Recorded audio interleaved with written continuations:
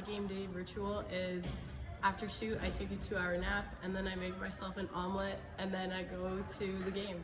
Hi, I'm Kia. And I'm Reese. And my game day ritual is I wake up for shoot, come back, sleep, eat some food, listen to some worship music, listen to music, and then play the game.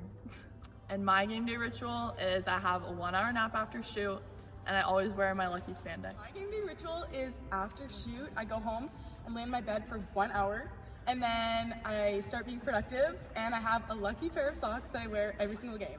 My game day routine is getting Starbucks after shoot, then taking a nap, then eating eggs and toast before the game, then driving with Rylee to the game, getting a Red Bull, listening to a specific playlist, and then putting on my lucky socks, and then I say a prayer before warm-up.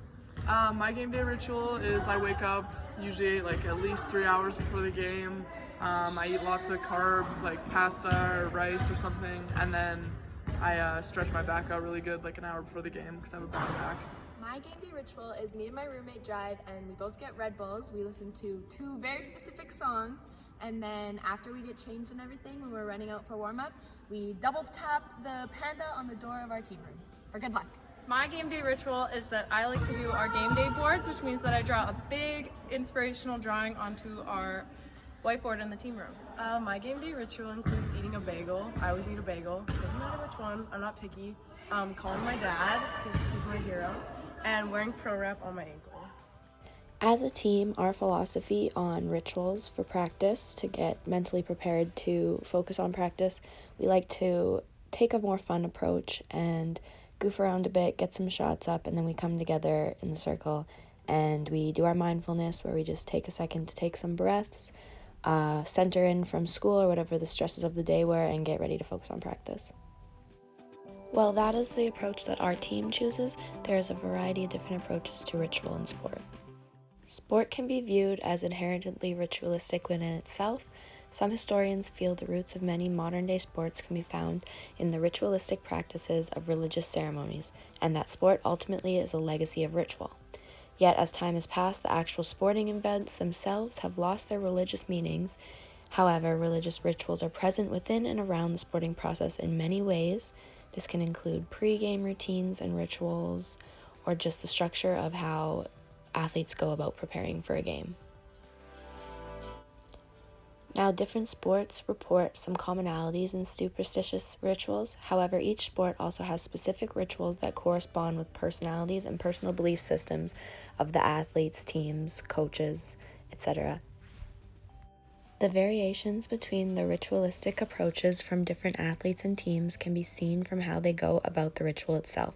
Depending on the belief system of the athlete, they may have an intentionally religious approach to their pregame routine, possibly consisting of prayer, mass, or a spiritually meaningful memento, whereas other athletes may have a routine that seems to have no underlying religious meaning, but that allows them to center themselves and gives them transcendental feeling of preparing for something larger and to prepare them on many levels for their game or event. An example of a pregame ritual that seems to have no religious connection is that of the Phoenix Suns basketball team. Can't win them both without winning the first. Yes, sir. Hey, motherfuckers! Yeah. Look like we behind in the bayou. Yeah. They say you gotta watch out for the gators out here. I brought my motherfucking dog. I said, I'm not worried about no goddamn gators. I brought my motherfucking dog.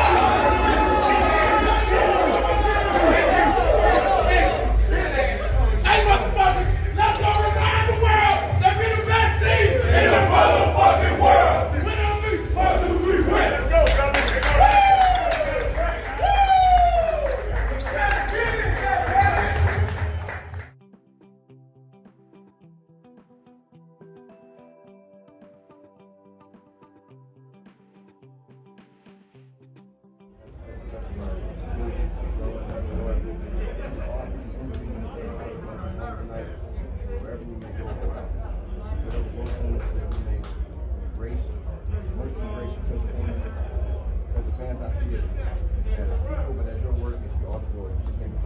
Amen. Let's find and get this way and keep it moving. Just us. 1, 2, 3.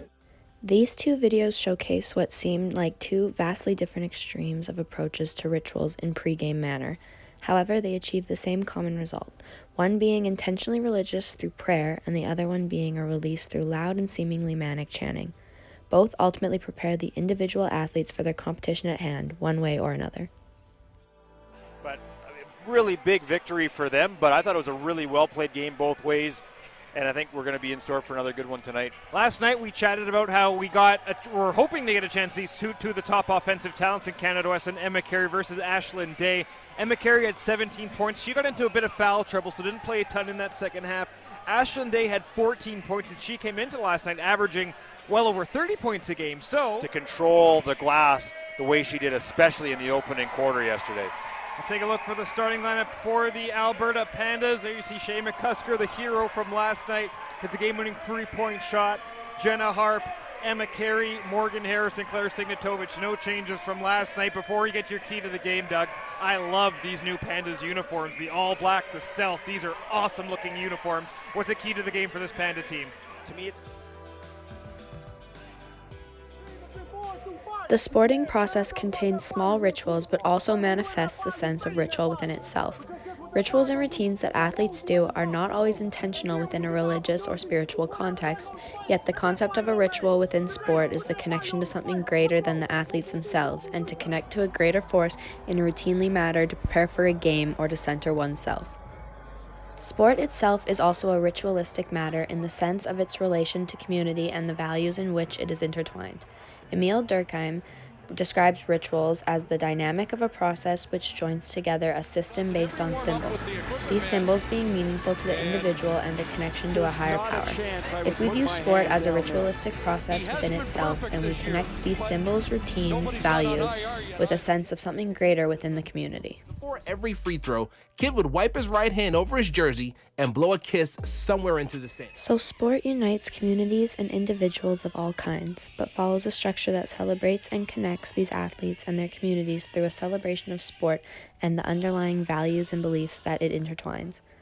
With pregame routines and superstitions, a sporting process based around important moral values and disciplines, and a community of support that continuously celebrates sport in our society, it is vivid to see that sport not only includes rituals of all kinds, but is ultimately a ritualistic process as a whole, and goes hand in hand with religious beliefs surrounding rituals and our connection to something bigger than ourselves.